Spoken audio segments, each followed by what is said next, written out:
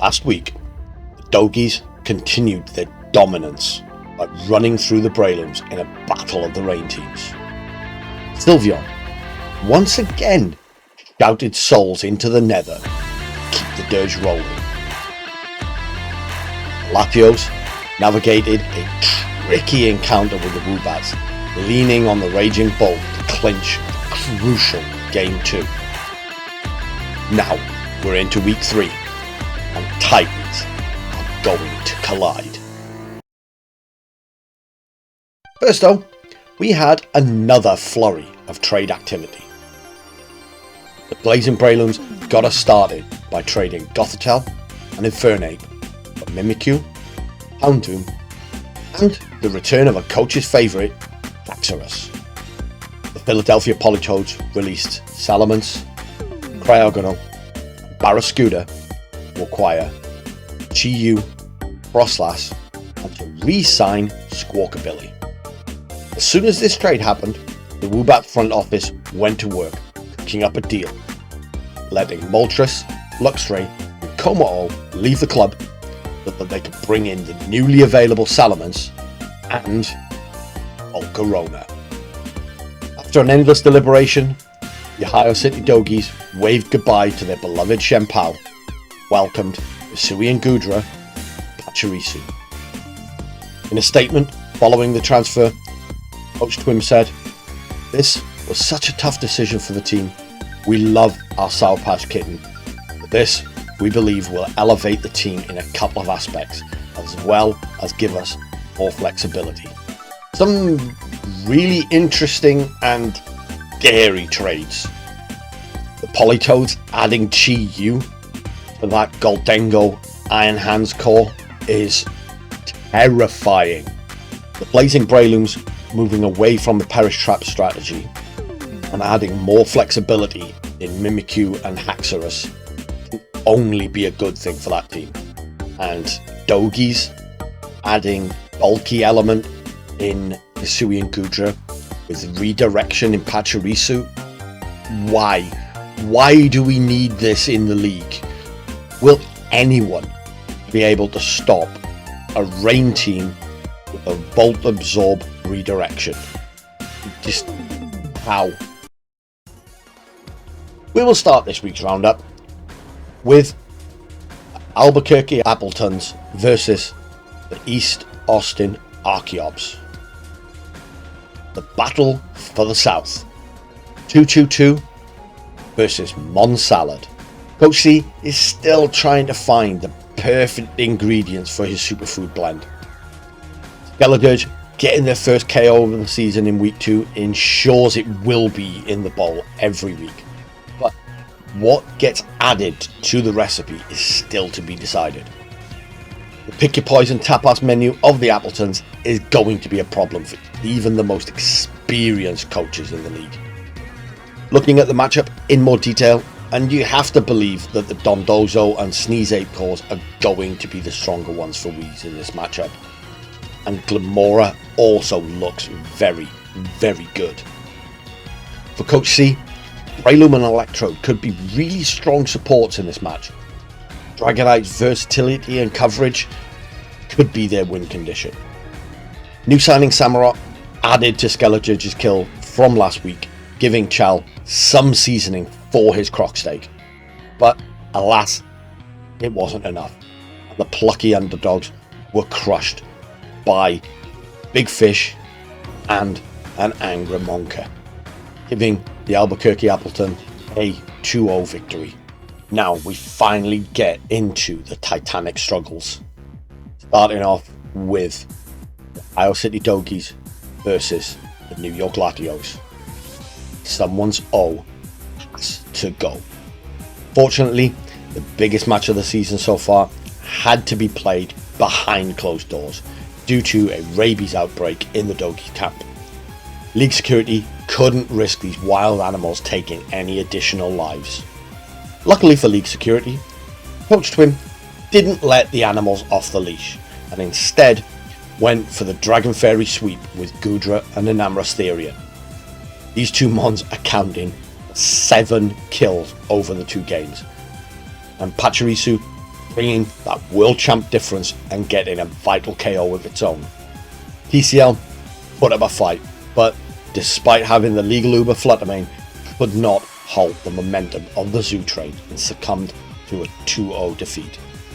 San Diego Skeledirge versus Blazing Brelooms.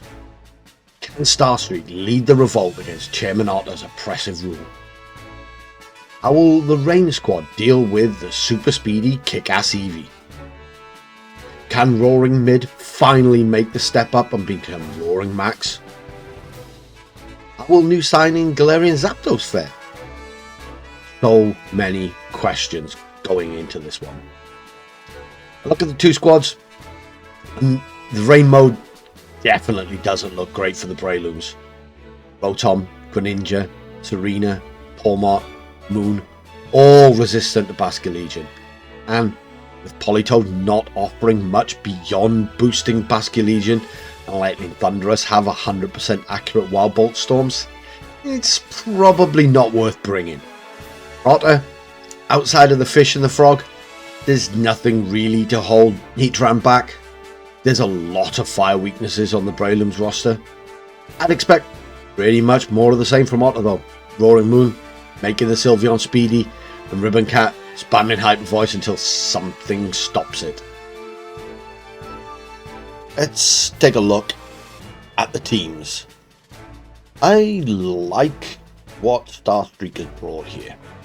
Arbok is going to need some careful positioning around that Zapdos. But when you've got Pawmot, Serena, Roaring Moon on the other team, Arbok is going to be useful. And being a natural poison type, being able to hit that Sylveon for pretty good damage is going to be necessary. We've seen in previous matches that Starstreak does like that Sludge Bomb on his Thundurus, but not being a natural poison type, it's not going to hit the Sylveon as hard as Arbok will. Mimikyu, also a pretty good bring here, going to be immune, Roaring Moon, going to be able to hit that Zapdos really hard, it's going to hit the Roaring Moon really hard, it has Sword Stance, it has priority. On Otter's side, I think, I'm really not sure. 2 fighting types and a dragon type into a team with Mimikyu is, that's an interesting approach. We've also got 2 fairy types and a grass type into a team with Arbok and a Thundurus that likes to run poison coverage. But at the same time, there's only one real resistance to that fairy type Hyper Voice. There's no real resistance to the Brave Bird from Zapdos. Outside of the Mimikyu, there's no real resistance to those fighting type attacks. So, yeah, if Otter can position his Zapdos and his Sylveon correctly, which player of his experience should be able to do, this kind of off-the-wall team selection could pay dividends. Let's get into game 1 and see how this plays out, because yeah, I'm actually kind of struggling here, because I want to see what Otter's vision was when putting this team together. I'm not ashamed to admit that I don't quite understand what he's going for. Here we go. Game 1. Blazing Brelooms versus San Diego Skeledirge. We have Roaring Moon and Clefable facing down Mimikyu and Volbeat.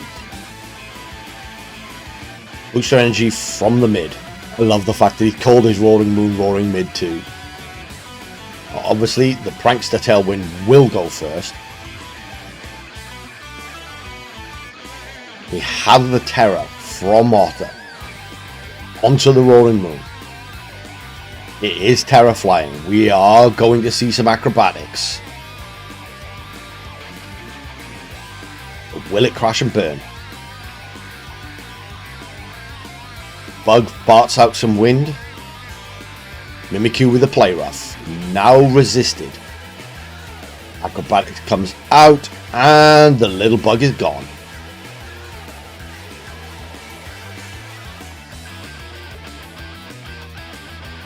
Moonblast. Mimikyu's disguise. And we see the other bug, Fortress, hitting the field. Follow me from the Clefable. Play rough. Does actually respectable damage. And out comes the Tailwind. Great play from Otter. Fortress sets up an iron defense. Follow me again from the Clefable.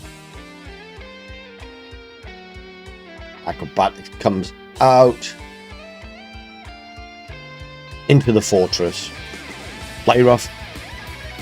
Taking it down to about 40%. Heavy Slam does not get the KO. That was a clutch live for the Fable. Helping hands.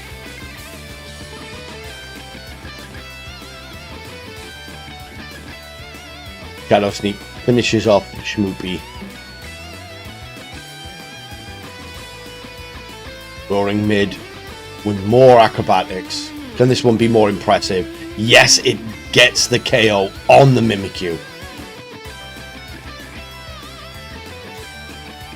Heavy Slam does not much to the Mid Dragon. Tailwind peters out. Out comes the Thunderous.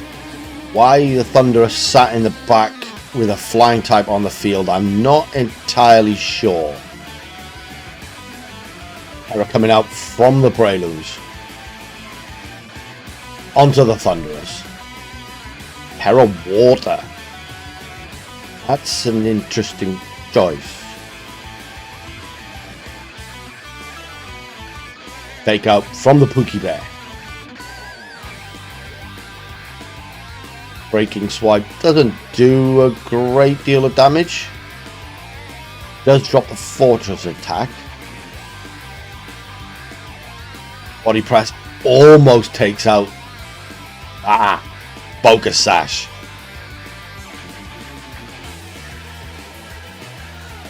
More acrobatics. Into the Thunderous. Thunderous goes down. Bad choice of Terra there. There was no need to Terra that Thundy. Super Fang takes half of the health away from that Fortress, who sets up another iron defense. Back again. Not much. Another Super Fang. Keep chipping away. Button Press finally takes out Roaring Mid with a crit. I think Roaring Mid has beaten the Mid allegations in this one. ACDC the Thunderstruck. Here comes the Zapdos. Protect. Get a little bit more leftovers chip. Little bit more leftovers recovery.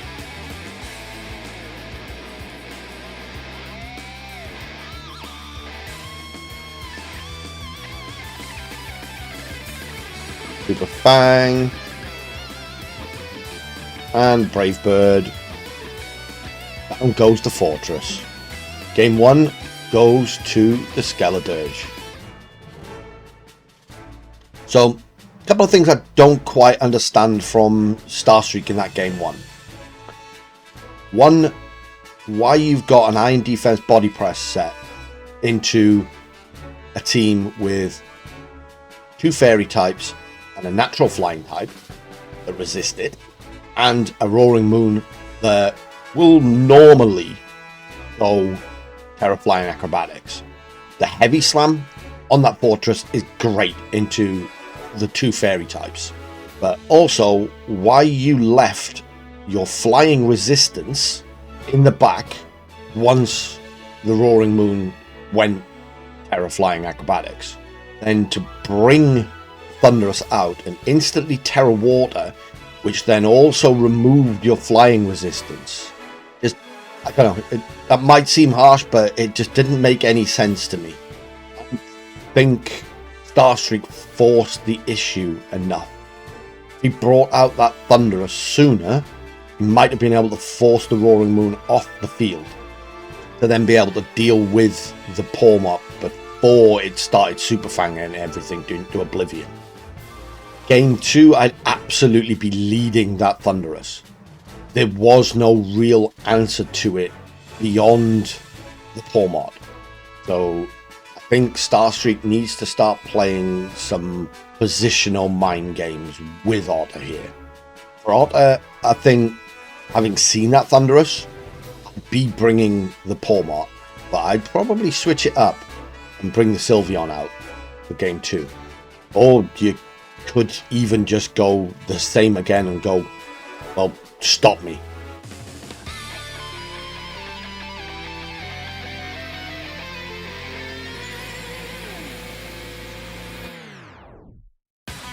Schmoopy and Sparkle. Yeah, there's that Sylveon. Albeit Thundy for the Brelooms. Instant Terror from the Dirge onto the Sylveon. Terra Fairy. Here we go. Terra Fairy Hyper Voice.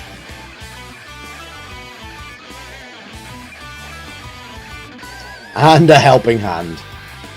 Here we go. Sparkle. Oh, we got the Rain Dance first. Dancing Bug sets up the rain. Wild Bolt Storm comes out. Does pretty good damage there, actually. But here comes that Helping Hand boosted Hyper Voice. Delete button.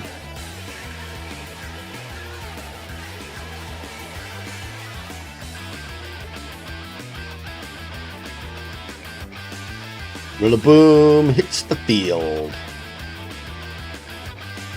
with Fortress.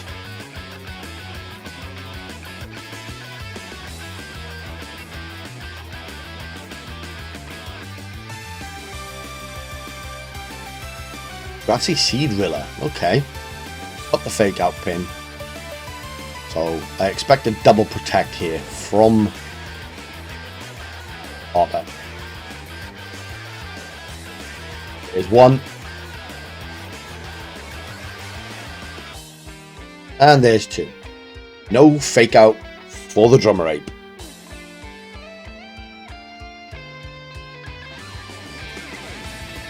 Also good just to scout out what that Fortress is going to do. And it does Heavy Slam into the Sylvia. Follow me from Schmoopy.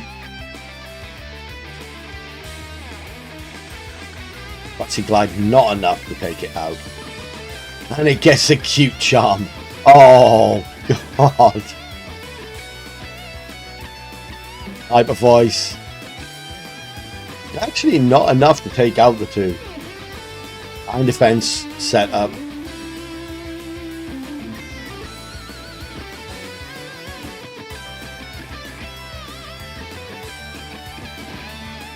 But with the Grassy Train recovery, I don't think Grassy Glide's going to be enough to take out that Clefairy. There we go. There's the Helping Hand. Rillaboom's in love. And is immobilized. Oh no. Hyper Voice. Finishes it off. I want to say impressive play from Otter there, but I do think he was kind of helped by Starstreak's insistence on running Fortress. I'd like to know what made him take the Fortress into those two games over the Arbok. Yes, the Heavy Slam is good into the two Fairy types. Yes, you have the threat of giving the Defiant boost to that Zapdos. But when Fortress' main source of damage outside of that heavy slam, body press, which is resisted by the majority of the opposition, it just doesn't make sense in my brain to take that into the battles. As soon as I've seen this team preview right here, I'm leaving Fortress behind. Roaring Moon isn't known for its bulks. You don't need the fighting coverage to take it out. And you've also got the Mimikyu there to deal with the Roaring Moon. You don't need Fortress. For Otter, I think while I can't say the in-game performance was impressive, the prep was. Going into this with the confidence of I can Terraflying my Roaring Moon on turn 1 and know I'm going to be safe. I know that's going to win me the game. In game 2, being able to have the confidence of I can Terra Fairy my Sylveon and hyper voice everything into oblivion because I've done my prep. That's impressive to me. And I do think as good a player as Otter is, the main thing that he does better than almost anyone else in this league is prep. Starstreak has had a very, very tough opening to the season. So I imagine has learned a lot from these 3 battles against 3 very, very good players, and that will bode well for the rest of the season. He did improve exponentially as Season 1 went on. So let's hope the same can be said for Season 2 and we get to see this really, really good team in the playoffs. Piss versus Luckless Burbs. Can Tommy finally stop growing?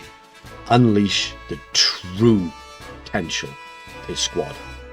Or will Weens keep ruling with King Gambit's Iron Fist? The squads are actually pretty even. There are counters to each other all over. For the Articunos, Iron Treads and Brute Bonnet look pretty good. Treads can deal respectable damage and has some decent spread offense to ignore Sinister Rage Powder. Bonnet can get rid of the teacup with a dark move or 2 and threaten spores and redirection of its own. For the Ice Shards, it's all about the big 2+ Monkey Dory, with, I feel, Monkey Dory being the key. Going to be tough to position around Treads, but the psychic and poison damage is going to absolutely rip through most of Tommy's team. Let's take a look at the team previews. For the Piss, pretty much as I'd expect, to be honest. The Iron Thorns is an interesting bring. One I kind of overlooked a little bit, because it does have decent coverage. It does have the ability to Dragon Dance, and it will naturally hit the Thunderous and the Staraptor for super effective damage. Bronzong means you don't have to run Trick Room on the Sinister. I'd imagine Trick Room is still there on Sinister, just in case, but that King Gambit under Trick Room is going to be tough for Tommy to deal with. That Monkey Dory can be an absolute menace to the Articunos. On Tommy's side, again, kind of as I'd expect, Thunderous is just an incredible supporting draft. Brute Bonnet can be tough for almost anyone to deal with, really. The Raptor was on my draft board pre-season. I do think it's a very, very underrated Elwyn Mon that can put out a surprising amount of damage. Be interested to see what set he's running on that Milotic as well. There's a couple of... It does have 2 threats on the opposite side staring it down in Sinister and Iron Thorns, so it might be tough to get it set up if you're going the Coil Hypnosis route. But the Baxcalibur might be a difficult bring here. It does have access to Stomping Tantrum, so it can hit the King Gambit pretty hard with that and the Monkey Dory, but its natural ice stabs going to be resisted by a lot of what's on the other side. Without Terror, that King Gambit is going to rip it apart. This is going to be a fascinating battle to watch, so I'm going to shut my mouth and click the button. Here we go. Game number 1. Tommy had to put the Darkrai.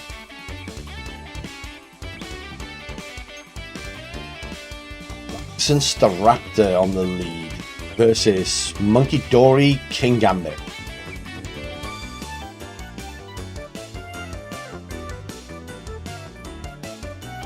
Terra coming out from wings onto the King Gambit. Terra Fairy. Yep, that makes a hell of a lot of sense when you're facing a Baxcalibur. Fake out into the Staraptor. No Tailwind for the Articunos. High horsepower. Now resisted. And it sets up a Sword Stance.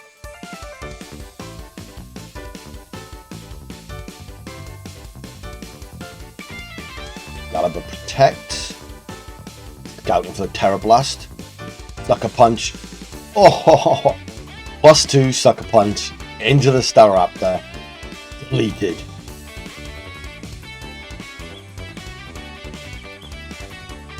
Parting Shot is blocked by the Protect. Monkey Dory has to stay for another turn.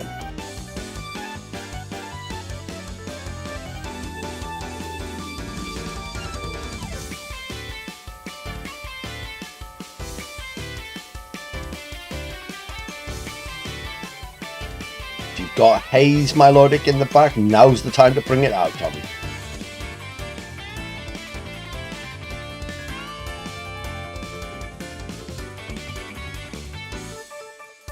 We are now going to be playing, Iron Moth. We're now going to be playing Sucker Punch Mind Games. Booster. Special Attack. Not entirely sure the Moth was the best thing to bring out here. Not while the Monkey Dory's still on the field. Sidekick from that thing is going to hurt. We got effects. Sidekick. Yep. That Monkey Dory is fast and it's a menace and it's down to its sash.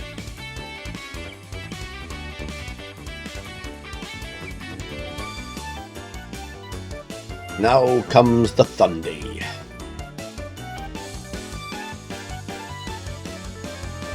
Thunderous sets up a nasty plot. Sidekick from the Monkey. Gives almost half the Baxcalibur. Icicle Crash comes out, finishes it off.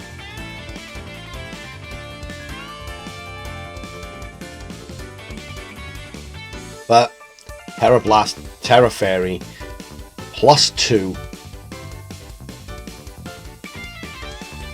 Bax ain't living that.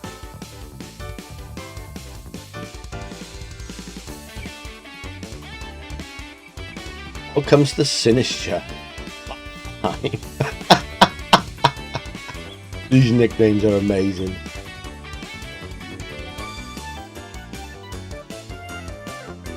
Terra for the Thunderous.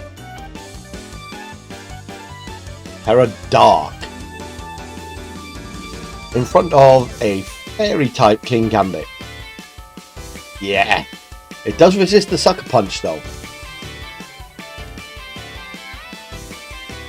There's the Citrus Berry. Applies with a Thunderbolt +2. Oh, almost gets a almost gets the KO. This just sets up the Trick Room. This should be a Rage Powder, Terra Blast. Yep, there's the Rage Powder. Terra Blast.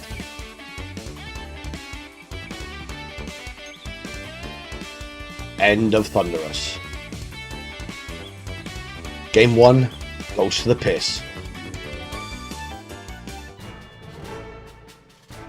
If I'm Weens, I'm going exactly the same again.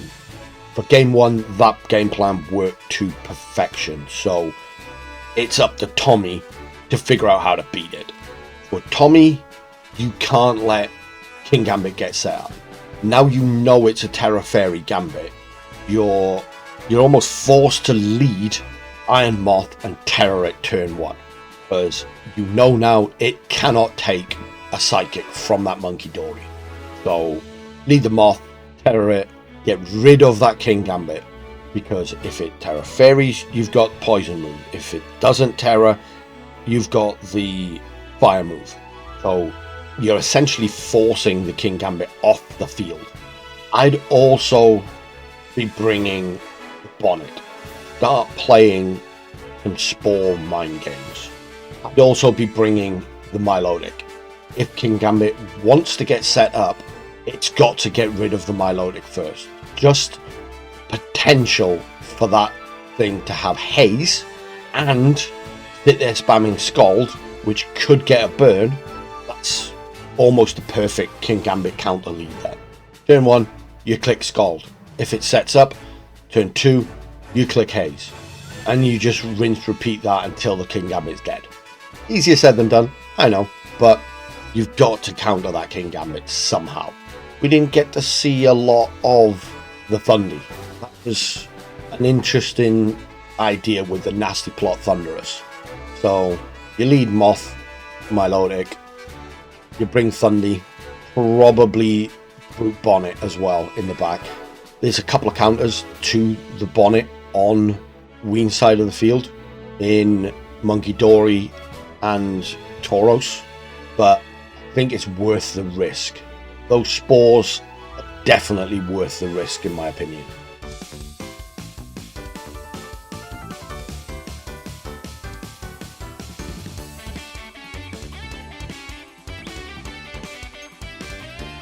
Staraptor, same lead again on both sides. I'm not sure what the Staraptor brings here beyond the Tailwind. I do see a Terror coming out. It is Terror on the back Excalibur. Into Poison.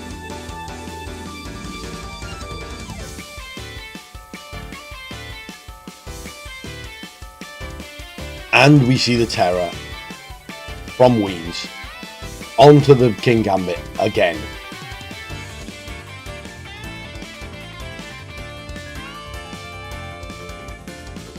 What can they do this time? Fake Out once again goes into the Staraptor. Icicle Crash does respectable damage actually. The Sword Stance, we again have a +2 King Gambit. A very big gamble Poison Terroring in front of a Psychic type. Wax is very bulky though. We might be able to live the hit that Iron Moth couldn't. But I don't think it will live a double up. The punch went into the Staraptor slot. Sidekick into back Excalibur. Just about lives. Icicle Crash again. Do think if I was Tommy here though, I would have been high horsepowering that Monkey Dory. Get it off the field. Excalibur switches out. Out comes the Thunderous. Sucker Punch KOs the Staraptor.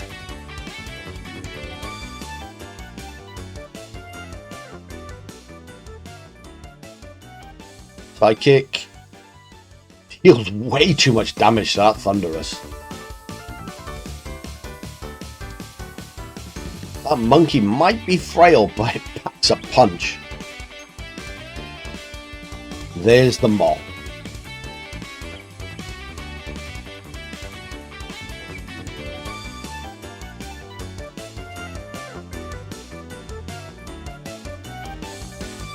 know that the sidekick from Monkey Dory can one-shot it. So there's the protect.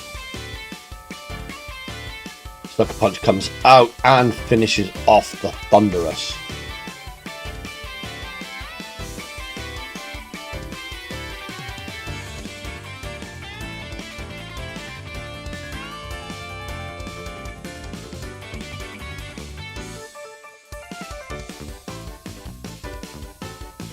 Vax comes back out.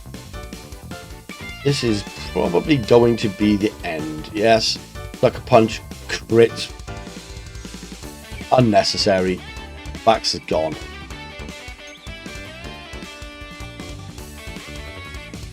Here comes the Psychic. We saw in game 1 this KOs, and it KOs again. The Moth is no more. Very decisive 2-0 victory for Weens. We did manage to get a post-match interview with Tommy, coach of the Alaskan Articunos, who, it's safe to say, was a little inebriated. Turns out that he believed the best way to prepare for an important match like this, the best way to prepare for a battle of this magnitude, was to go to the pub. Kids, don't be like Tommy. Tommy is a dumbass. Pre-match, you ensure you're hydrated. You may be down a Red Bull or two to ensure you've got the energy necessary to make it through that fight. You absolutely do not prepare for an important match with several beers, especially when in the previous 2 weeks your luck has been utterly horrendous. So now you have no luck and no ability to play the game. Only Tommy could think this was a good idea. Week 3 leaves us with 3 undefeated teams: the Ohio City Dogies, San Diego Skeledirge, and the Prismatic Shards. The Dogies are actually yet to lose a single game, which in a season with so many strong teams is utterly insane to me. We also have 4 teams unfortunately yet to win. The Blazing Brelooms have had an absolutely horrid start to the season, with 2 of their 3 opponents being in that still undefeated pool, and the third being the Latios, who lost to the Dogies this week. And if you think that's bad, look at the Articunos. The luckless Lucky Birds have faced down the Dogies, the Skeledirge, the Piss, the 3 remaining unbeaten teams.